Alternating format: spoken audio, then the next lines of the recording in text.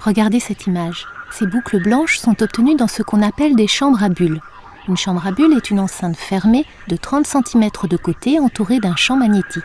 Placée à la sortie d'un accélérateur de particules, elle sert de détecteur. Elle a été inventée en 1952. Les boucles sont dessinées par de minuscules bulles laissées par des particules élémentaires issues des collisions puis des désintégrations qui ont eu lieu dans l'accélérateur, à une vitesse proche de celle de la lumière. C'est le champ magnétique qui fait se courber les trajectoires. Sur cette photographie, retouchée pour être plus lisible, c'est donc la trace laissée par les particules que les physiciens étudient. Mais aujourd'hui, on n'utilise plus la photographie.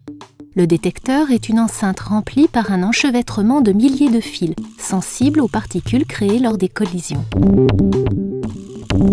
Ces fils émettent des signaux transmis à des ordinateurs qui reconstituent les trajectoires.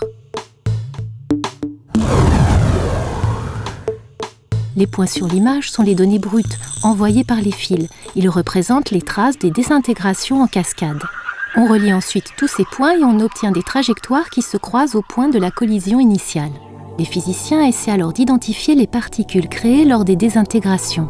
Ils utilisent des accélérateurs de plus en plus grands, plusieurs kilomètres de long, pour détecter des particules de plus en plus petites. Et aussi le fameux boson de Higgs, dont la découverte permettrait d'unifier les forces qui entrent en jeu dans l'univers.